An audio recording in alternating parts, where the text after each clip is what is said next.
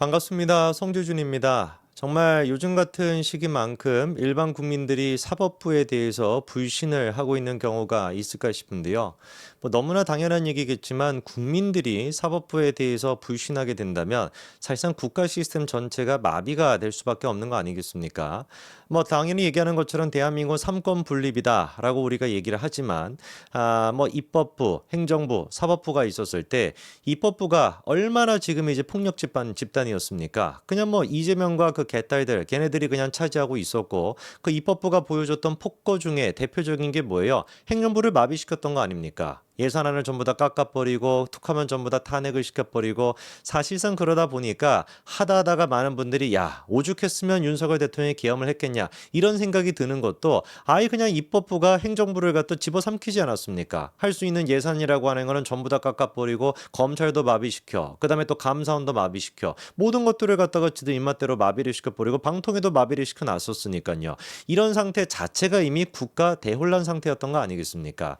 우리가 믿을 수 있던 거는 그러다 보니까 사법부밖에 없었어요. 최소한의 그래도 기대심이 있었죠. 입법부랑 행정부가 이렇게 지금 엉망진창이 되어 있는 상태에서 민주주의 최후의 보루라고 하는 그 수식어가 붙는 사법부만큼은 그래도 법과 원칙에 맞춰가지고 이재명과 찌재명의 저런 어떤 폐악질을 갖다가 막아주지 않을까라는 기대가 있었는데 놀랍게도 문영배가 보여주는 모습은 이재명 버전 2에 불과했습니다.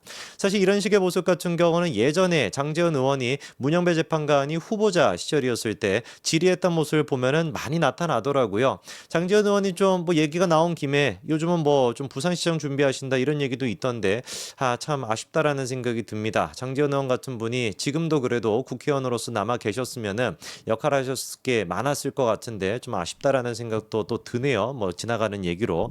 그때부터 이제 그 장제원 의원 같은 경우는 문영배라고 하는 사람의 이념과 사상에 대해 가지고 문제를 삼았습니다. 근데 그때는 그렇게 화제가 되지 않았죠. 저희조차도 야 아무리 그래도 그렇지 헌법재판관이나 되겠다라고 하는 양반이 개인적인 어떤 정치적인 신념 이념 이거에 따라 가지고 좌지우지가 되겠냐 싶었는데 그 개인적인 신념과 이념이라고 하는 게 선을 넘어도 한참 넘어 있었죠. 대한민국이 만들어질 수 있었고 그리고 또 적화 통일이 되지 않았던 가장 결정적인 이유는 미군과 유엔군 덕분이었습니다. 이거는 누구도 부정할 수가 없죠. 이 사실을 이제 그 좌빨들 같은 경우는 받아들일 수가 없다 보니까 어거지로 이제 그 김구스임을 갖다가 이렇게 영웅화시키는 것도 분명히 있는 거 아니겠어요? 우리의 어떤 그 정신으로서 우리 어떤 걸로서 그냥 다 우리가 광복을 이뤄냈다 이런 식으로 이제 확대 재생산을 시키게 되는 것인데 엄연한 현실은 뭐였습니까? 미군과 유엔 참전군이 없었으면은 대한민국은 없었을 거라는 거예요. 그런데 그 유엔 참전군에 대해 가지고 마치 전쟁 광인 것처럼 그렇게 묘사하고 있다라고 한다면 이거를 도대체 우리가 이거는 표현의 자유의 영역이다. 이념의 어떤 확대다. 이렇게 볼 수 있는 것이 아니라 대한민국 사람이 아닌 거 아니야? 대한민국 헌법을 지금 안 따르는 거 아니야? 이렇게밖에 볼 수 없는 거 아니겠습니까? 그런 사람은 어떻게 우리가 헌법재판관으로서 인정할 수가 있겠냐고요. 근데 그렇게 묻혔다가 이제 와가지고 그 진면목이 드러나게 되면서 국민적인 분노가 야기가 되고 있는데 그 문영배와는 180도 다른 모습을 보여주고 있는 사람이 누구겠습니까? 바로 정영식 재판관이죠. 정현실 재판관 같은 경우는 요즘 들어서 개딸들의 표적이 됐다고 합니다. 근데 여기서 중요한 말이 그거죠. 요즘 들어서. 처음에 같은 경우는 아마 정영실 재판관 같은 경우도 윤석열 대통령이 직접 추천하고 임명했던 사람이라고 할지라도 재판관이기 때문에 최대한 어떤 사안 자체를 객관적으로 보려고 했던 것 같아요. 그래서 김영현 전 장관이 증언했던 내용 중에서도 말의 앞뒤가 안 맞는 게 있으면 딱 집어가지고 그거는 좀 말이 안 되는 것 같은데 이렇게 이제 지적하기도 했었죠. 그런 모습이 이제 그 1차, 2차 변론까지만 나타나다 보니까 그때까지만 하더라도 개딸들은 막 환호성을 질렀습니다. 야! 이거 봐봐라.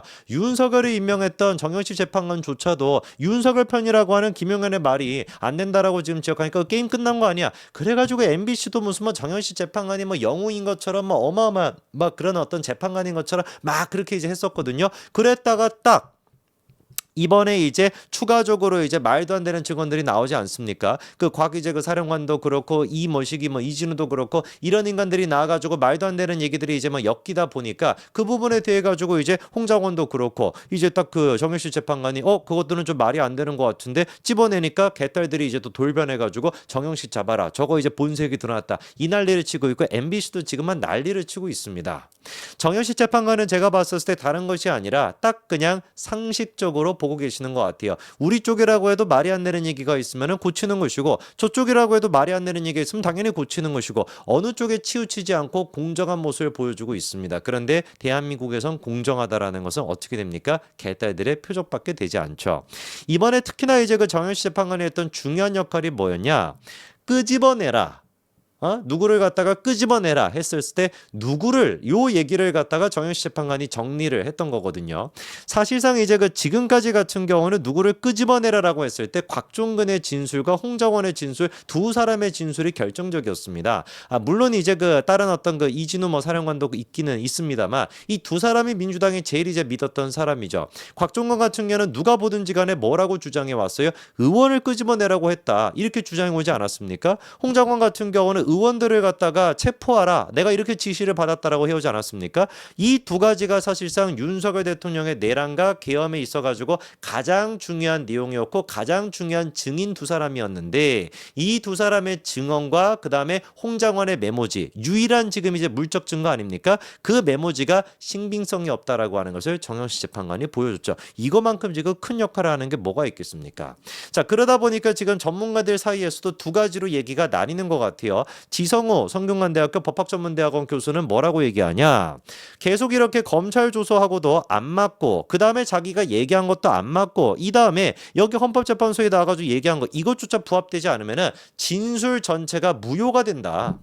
이렇게 지금 지성호 교수는 지적을 합니다. 그러니까 지금 곽종근도 그렇고 홍장원도 그렇고 진술이 오락가락한다라는 거는 모두의 지금 공통된 의견이잖아요. 그거를 보고서 이제 지성호 교수는 뭐라고 하는 거야? 야, 이렇게 된다면 진술 전체가 무효가 될 수 있어. 이렇게 지금 얘기하고요. 김선택 고려대학교 법학전문대학원 교수는 뭐라고 얘기하냐?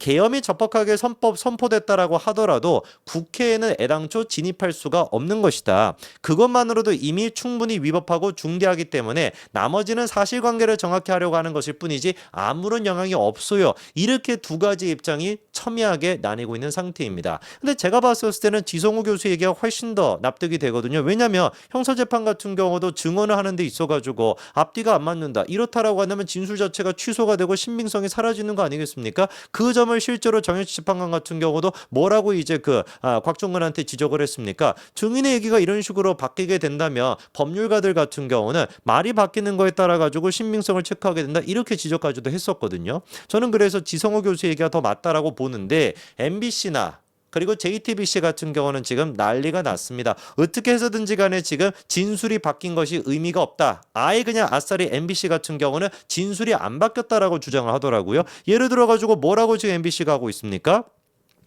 곽 전 사령관 진술은 일관됩니다. 윤 대통령으로부터 인원을 끌어내리라 라고 하는 지시를 받았고 국회의원이라고 이해했다는 겁니다. 요게 지금 곽정근 사령관의 진술이 일치한다는 얘기인데 애당초 곽정근 같은 경우는 저런 식으로 진술을 안 해왔죠. 자기가 얘기했던 건 뭐였습니까?